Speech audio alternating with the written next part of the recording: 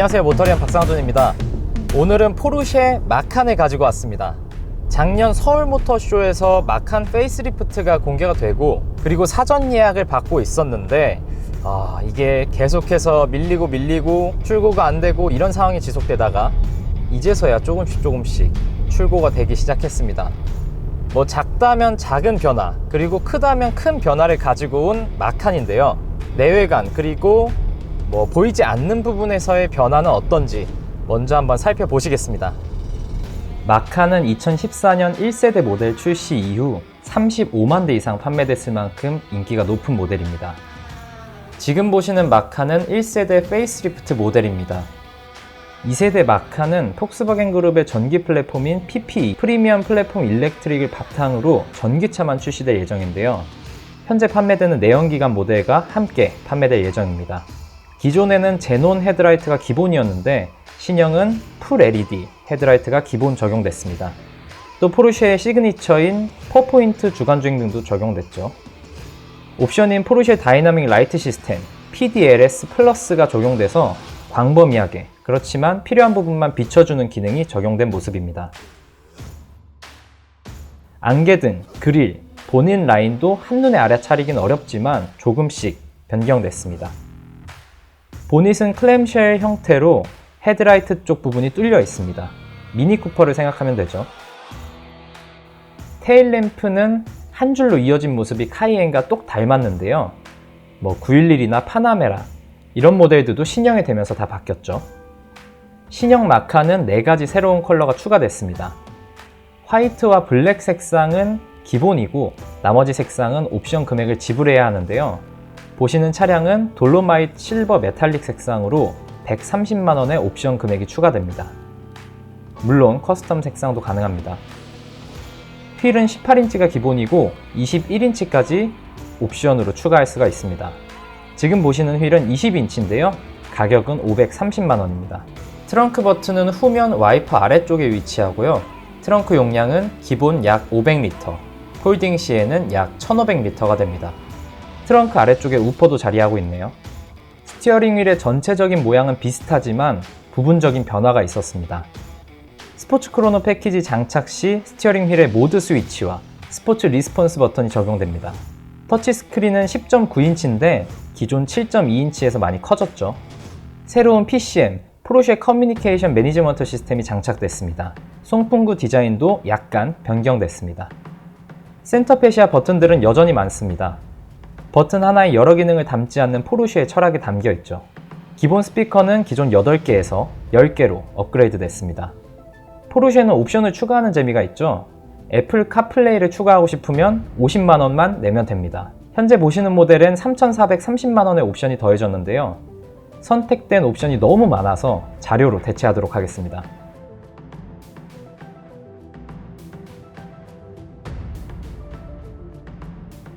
자, 포르쉐에서 가장 저렴한 모델입니다. 가장 싸지만 7천만원 중반대의 가격을 가지고 있고, 사실 이 가격은 무늬만 마칸의 가격이다 라고 얘기할 수 있지, 실제 마칸을 구매하려면 훨씬 더 많은 금액을 내야 합니다. 지금 제가 타고 있는 이 차량도 옵션이 약 3천만원이 넘는 3천에서 4천만원 가량의 옵션이 들어가서 현재 차량은 거의 1억 1천만원에 육박하는 가격을 갖고 있습니다. 자, 그러면 어쨌든 옵션이 많이 들어간 이 1억 1천만원의 마칸이 어떤 성능을 보여줄지 한번 살펴보도록 하겠습니다. 그냥 기본형, 그냥 2리터 가솔린 엔진이 얹힌 모델이에요. 그러다 보니까 최고 출력 252마력, 최대 토크도 37.7kgm, 굉장히 평이한 수준입니다. 아우디에서 많이 쓰고 있는 엔진이고, 심지어 폭스바겐에서도 많이 쓰고 있는 엔진 스펙입니다. 물론 여기에는 포르쉐만의 독창적인 PDK 7단 DCT가 적용이 됐는데요. 지금 이렇게 노멀 모드로 달릴 때는 승차감 좋고요. 변속기 성능 굉장히 좋습니다. 빠르고 정확하고 계속해서 낮은 RPM을 가지고 가려고 하는 모습입니다. 그래서 좀 높은 단수를 유지하려고 하는 경향이 크고, 자, 그렇다면 한번 스포츠 모드로 달려보도록 하겠습니다. 스포츠 모드가 되면 RPM을 훨씬 높게 쓰게 되고요. 저단 기어를 조금 사용하게 됩니다. 그리고 서스펜션도 변화가 돼요. 지금 이 차량에는 전자식 서스펜션이 들어가 있기 때문에 지금 서스펜션 세팅이 조금 단단해졌습니다. 스티어링 휠과 가속 페달의 느낌도 조금씩 변화한 모습입니다.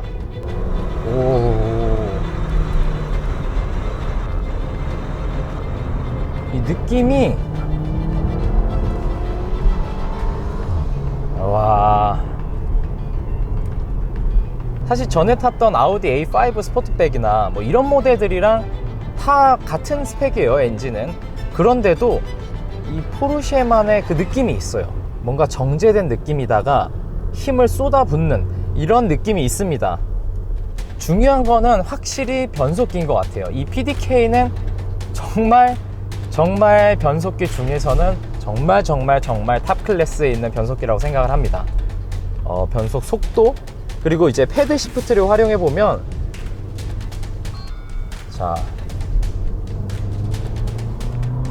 업 시프트, 여기서 다운 시프트를 하면 RPM이 바로 보정이 됩니다. 그러니까 저단으로 내려가는 속도가 정말 빨라요. 변속 속도가 빠르다 보니까 차의 마력은 높지 않지만, 기본형 모델이기 때문에 차의 마력은 높지 않지만 이 변속기, 기민한 변속기 덕분에 훨씬 더 짜릿한 경험을 할 수가 있습니다. 이렇게 지금처럼 코너가 굉장히 크고 고저차도 굉장히 심한 편이죠.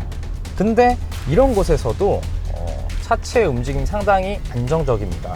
그 이유는 사실 페이스리프트가 되면서 지금 보이는 부분보다는 셰시 구조의 변화가 조금 있었습니다. 그러다 보니까 이 차체가 계속해서 끊임없이 충격을 흡수해주고 버텨주고 이런 모습들이 상당히 견고하다는 느낌을 받고 있습니다. 물론 뭐 박스터, K맨 혹은 911 같은 느낌은 전혀 아닙니다. 전고도 조금 높은 편이고 SUV다 보니까, 그리고 차체도 상당히 무겁다는 느낌이 들어요. 이렇게 코너를 돌아보면 무게도 좀 나가는 것 같고, 실제로 이 묵직함이 운전을 하는 운전자에게 느껴집니다. 그러다 보니까 코너를 아주 빠르게 진입하기는 좀 어려워요. 그렇지만 이 차는 마칸 터보가 아니에요. 심지어 마칸 S도 아니죠. 기본형 마칸입니다. 아무리 포르쉐지만 이건 기본형 모델이야. 그러다 보니까 뭐 퍼포먼스적인 부분은 욕심내지 않을 거야. 그렇지만 이 기본형 모델임에도 핸들링, 이 느낌에서는 물론 상급 모델과 비교할 수 없지만 그만큼 재밌고 안정적인 모습을 보여줍니다. 그러니까 이 핸들링 자체는 역시 어디 가지 않는 겁니다. 이 핸들링 느낌의 일조를 하는 거는 일단 타이어가 있습니다. 휠은 지금 옵션 사양으로 20인치가 장착이 되어 있고요. 앞쪽에 265 사이즈, 뒤쪽에는 295 사이즈의 타이어가 끼워져 있습니다. 그러다 보니까 일단 타이어에서 오는 접지력이 상당히 좋아요. 그런 부분에서 코너를 돌 때 이점이 있고, 그 다음은 사륜구동입니다. 이 사륜구동 시스템이 지금 제가 계기판에 표시를 해뒀는데 보통 7대3 정도, 후륜에 7, 앞쪽에 3 이렇게 왔다 갔다 하는데, 제가 가속, 급가속이나 뭐 코너를 돌 때는 뭐 6대4, 5대5까지도 이렇게 변하게 됩니다. 근데 기본적으로는 7대3 정도를 거의 유지하는 것 같아요. 혹은 8대2 정도를 유지하는데, 그러다 보니까 재미면 재미, 안정감이면 안정감, 이거를 전부 다 잡은, 두 마리 토끼를 다 잡은 그런 사륜구동 시스템이라는 생각이 듭니다. 운전자로 하여금 차를 믿을 수 있게 이렇게 만들어주는 것 같습니다. 뭐 어쨌든 운동선수로 비유를 하자면 체격은 크지 않지만 굉장히 몸이 단단한, 다부진 이런 느낌의 운동선수다, 이런 생각이 듭니다. 자, 그러면 이제 스포츠 플러스로 놓게 되면 어떻게 변하냐? 스포츠 플러스가 되면 한층 더 업그레이드가 됩니다. 한번 달려볼게요. 토끼 라인 쪽에서 오는 소리도 뭔가 막 귀를 자극하고요. 사실 이 엔진음도 되게 정숙하다고 생각을 했었거든요. 근데 4,000, 한 5,000 RPM쯤 넘어가니까 소리가 정말 카랑카랑하고 공격적인 모습으로 바뀝니다. 아무리 기본형이어도 포르쉐는 포르쉐구나, 뭐 그런 생각이 드네요. 사실상 운동 성능에서만큼은 뭐 제가 특별히 이런 부분들이 부족하다라고 할 수는 없을 것 같아요. 제가 느끼는 것보다 훨씬 더 정밀하게 만들어져 있다는 생각이 듭니다. 제가 다 분석을 할 수 없을 만큼 상당히 정말 잘 만들어져 있고, 그리고 이 변속될 때의 이 타박 터지는 느낌도 이런 2리터 사양의 심지어는 뭐 박스터처럼 그런 엔진도 아니죠. 그냥 범용으로 사용하는 엔진이고 특별한 뭐 스포츠 세팅이라고 볼 수도 없는 그런 엔진인데도 불구하고 이런 흔히 말하는 팝콘 터지는 소리도 상당히 좀 귀를 자극합니다. 애초에 스키듬을 들으려면 정말 좀 과격하게 주행을 해야 돼요. 웬만해서는 스키듬이 들리지 않습니다. 근데 확실히 차가 무겁다 보니까 뭐 이런 부분에서 오는 좀 단점은 있을 수밖에 없어요. 이 차는 말씀드렸다시피 본격 와인딩을 즐기라고 만든 차가 아니거든요. 그러려면 터보 혹은 뭐 S 모델을 적어도 사셔야겠죠. 그럼에도 불구하고 이 정도 재밌게 탈 수 있다는 거는 차를 정말 잘 만들었구나 하는 생각이 듭니다.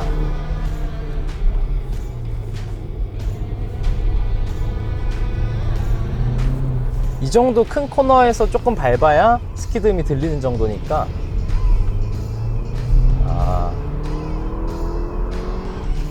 대단하네요.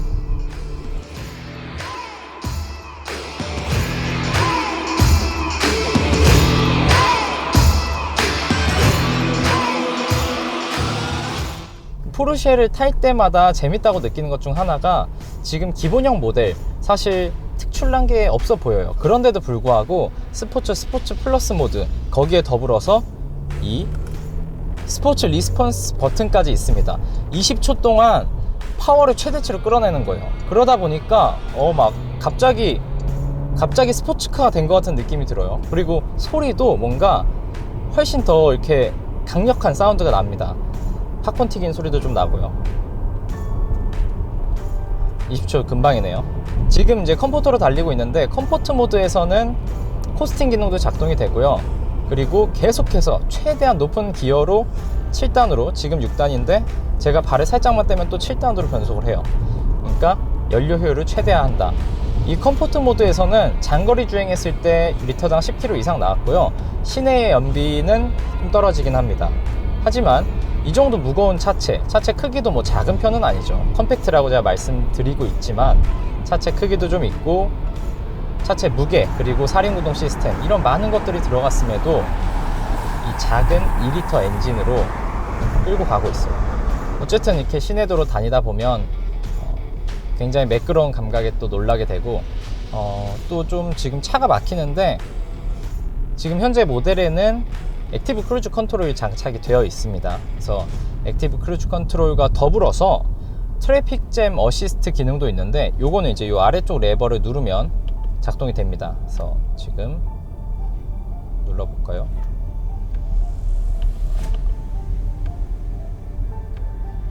자, 작동이 됐죠. 그래서 30, 40, 50, 60km로 놔볼게요. 그리고 차간 거리는 가장 가깝게.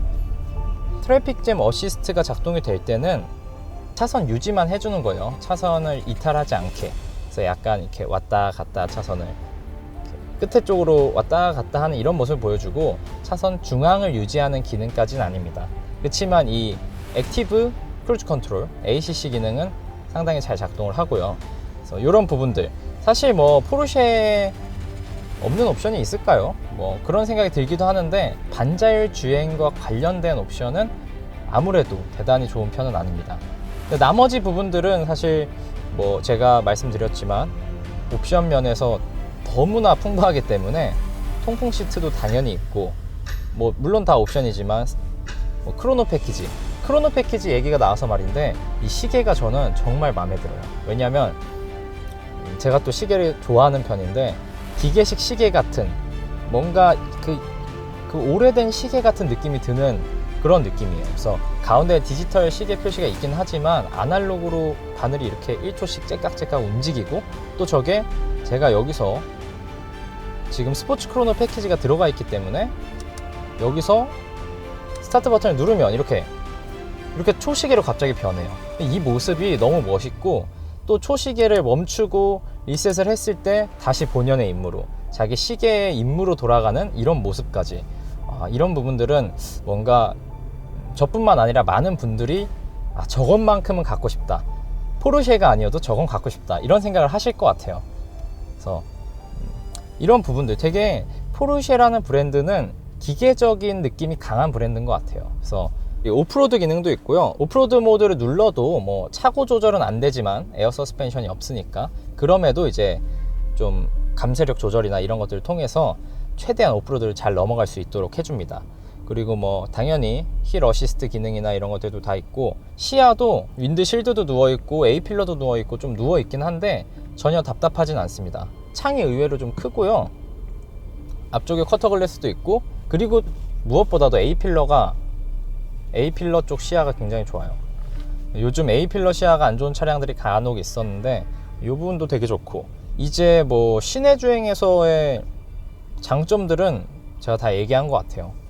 이제 단점을 얘기할 시간이 됐는데, 우선 첫 번째로 이 기어 노브가 매뉴얼 모드로 바뀌는 게 좀 헐겁다고 해야 될까요? 그래서 제 개인적으로는 좀 많이 헐겁다는 생각이 들었어요. 그래서 이 부분은 조금 더, 포르쉐가 이거 되게 잘하거든요. 이 버튼 딸깍딸깍 눌리는 소리, 느낌 이런 거 되게 잘 만들거든요. 근데 이 기어 노브 쪽은 너무 헐거운 느낌이 들어서 이건 좀 아쉬웠고, 그리고 어라운드 뷰 장착이 되어 있는데 어라운드 뷰 좋습니다. 근데 후방 카메라 화질이 조금 떨어지는 감이 있어요.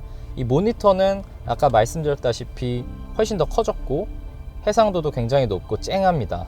근데 이제 후방 카메라 화질만 조금 더 개선이 되면 좋을 것 같고, 그리고 이 센터 패시 아래쪽에 이 기어 노브 주변에 이렇게 크롬 장식 이런 게 돼 있는데, 이게 햇빛을 받으면은 반사가 돼가지고 앞좌석에 있는 승객들의 눈이 부실 때가 좀 있더라고요. 이거는 어쩔 수 없는 뭐 그런 거긴 하지만, 이 부분도 좀 오히려 반사가 좀 덜 되는 재질, 혹은 뭐 각도가 달랐으면 어땠을까 하는 생각이 들어요. 아마 재질 옵션을 넣어서 여기도 뭐 카본으로 처리하고 이러면 되겠죠. 근데 아무튼 지금 현 모델에서는 좀 눈부심이 있었다. 그래서 이런 부분들이 좀 아쉬운 거고, 전체적으로 이제 수납 공간이 조금 부족한 거, 그리고 뒷좌석 승객의 뭐 머리 공간이나 무릎 공간도 넓진 않고요. 이런 부분들이 조금의 단점일 수 있지만 포르쉐잖아요. 더 큰 카이엔이 있습니다. 더 큰 카이엔이 있고, 이 차는 컴팩트한 모델이기 때문에 뭐 공간에서의 아쉬움은 그렇게 달랠 수 있을 것 같아요. 그리고 역시 포르쉐답게 고속 영역에서의 안정감은 정말 좋습니다. 고속 영역에서의 스티어링 휠 굉장히 안정적이고요. 하체 느낌도 컴포트 모드에서도 안정적이고 스포츠나 스포츠 플러스에서도 안정적입니다. 그 모드별 차이는 있지만 어쨌든 차체가 안정적인 거는 똑같았어요. 그리고 브레이크 성능도 충분히 좋았고, 가속 성능도 사실 252마력을 가지고 이 정도 크기, 무게, 사륜구동 이런 것들이 다 들어간 차를 이 정도 빠르게 6.5초거든요 스포츠 크로노 패키지 포함된 6.5초, 크로노 패키지가 없으면 6.7초. 근데 이 정도 스펙이라면 뭐 절대 부족하다 한 얘기는 절대 나오지 않을 거예요. 제가 처음에 포르쉐에서 가장 느린 차, 뭐 가장 싼 차 이야기를 했지만, 포르쉐 중에 가장 싸고 가장 느릴 뿐이지 웬만한 차들과 견주면 굉장히 비싸고 굉장히 빠른 차입니다. 근데 진짜 이 서스펜션 세팅이 신기한 게, 뭔가 노면의 요철들은 자잘하게 흡수를 하면서도 동시에 이 노면에 계속 차가 달라붙어 있어요. 이거는 뭐 어떻게 설명드릴 수는 없지만 굉장히 하체 느낌 좋은 차들을 탔을 때 느껴지는 그런 느낌인데 마칸에서도 느껴지고 있고, 그리고 소음 부분도 고속 주행을 할 때도 정숙한 편이고요. 특히 풍절음 면에서나 하체에서 올라오는 소음들은 꽤 잘 잡았다고 생각이 들고, 이 확실히 사이드 미러가 플래그 타입인데 이런 것들도 포르쉐가 잘하고 있는 부분이 아닌가, 이 풍절음 부분은 그런 생각이 듭니다. 이 차의 공기 저항 계수는 높거든요. 사실 SUV이기 때문에 0.3대를 넘어서는데 뭐 그럼에도 불구하고 풍절음도 괜찮았고 노면 소음도 괜찮았다. 제가 최근에 전기차를 많이 탔었습니다. 많이 탔었는데, 그래서 이제는 내가 차를 사게 되면 전기차를 꼭 사야겠다, 충전을 어디서 해야 되지, 어떻게 뭐 해야 되지, 이런 생각을 했는데, 오랜만에 내연기관 모델 중에서도 상당히 마음에 드는 차량을 좀 본 것 같아요. 너무 크지 않은 차체에 SUV, 뭔가 좀 시야도 약간은 높고 짐도 많이 실을 수 있고, 그리고 뭐 동승하는 분들도 조금 더 편하고, 그러면서 동시에 스포츠 모델, 진짜 스포츠 모델, 뭐 국산으로 치면은 국산차의 뭐 N라인 정도가 있잖아요. 그런 느낌이 들어요. 하체는 그거보다는 부드럽지만 배기음도 되게 좋아요. 이거 그냥 사실 폭스바겐 아우디에서 쓰는 엔진과 똑같다고 생각을 했는데 그거보다 엔진 이 배기음이 훨씬 더 좋은 것 같아요. 이 여러모로 두루두루 갖춘 차다라고 생각을 하는데 시작 가격이 7천 중반대지만 이 차는 1억 1천만 원이라는 거. 사실 뭐 어차피 포르쉐를 구매하시는 분들은 옵션 가격이 어느 정도 많이 올라간다라는 거를 알고 계실 테니까요. 뭐 그리고 뭐 이거는 개인적인 건데 이렇게 이 상태에서 꾹 밟으면 오토홀드가 켜지거든요. 저는 이 방식 되게 선호해요. 왜 이제 그냥 멈추기만 하면 자동으로 잡히는 오토홀드는 마지막에 스무스하게 탁 멈추려고 하는데 갑자기 잡히는 경우가 생기거든요. 오토홀드를 잡기 싫을 수도 있잖아요. 고출발을 한다거나 뭐 이런 이유에서. 그럴 때는 지금처럼 있는 거고, 아, 나 발을 좀 쉬어야겠다 하면은 한번 꼭 이렇게 눌러주는 이런 방식을 뭐 포르쉐뿐만 아니라 벤츠에서도 사용하고 뭐 여러 브랜드에서 사용을 하긴 해요. 근데 어쨌든 저는 요 방식이 더 좋다고 생각이 듭니다. 그리고 이렇게 안쪽에 스티어링 히팅 버튼 이런 것들도 되게 아이디어가 좋은 것 같아요. 예전부터 써왔던 거지만 약간 볼 때마다 진짜 감탄을 합니다. 아, 이런 아이디어 좋다. 그치만 선바이저는 확장이 안 돼요. 그래서 포르쉐도 이거 확장은 빼놓네요. 이것도 혹시 옵션에 있나? 그것까지는 확인을 못 해봤는데. 아무튼 뭐 전반적으로 굉장히 만족스러웠고, 불만족스럽다고 하면은 아마 가격이겠죠. 비싼 차니까. 이 얘기를 빼먹을 뻔했네요. 포르쉐와 전기차, 미래지향적인 모습 너무 잘 어울리는데, 이거는 뭘까요? 잿더리가 2020년에 신차로, 물론 작년에 나왔지만 신차로 나왔다는 차가 이런 잿더리가 여기 있네요. 요런 거는 이제 사실 몇 년 전부터 없애는 추세였는데 이런 부분들은 빨리빨리 좀 따라갈 필요가 있을 것 같고, 물론 이제 페이스리프트고 지금 현재 차량이 바뀐 점이 많지 않기 때문에 당연히 충분히 감안이 됩니다만, 풀체인지 때는 잿더리는 없어지는 걸로. 이 공간에 수납함을 넣었으면 좋겠어요. 여기는 아무것도 수납할 수가 없거든요. 뭐 심지어 핸드폰이던 작은 뭔가라도 넣을 수 있는 공간이면 더 좋을 것 같은데, 진짜 여기는 사탕도 넣기 힘든 공간입니다. 자, 오늘은 이렇게 좋습니다. 포르쉐에서 가장 싸고 가장 느린 차를 만나봤고요. 저는 또 다음에 다른 모델로 찾아뵙겠습니다. 감사합니다.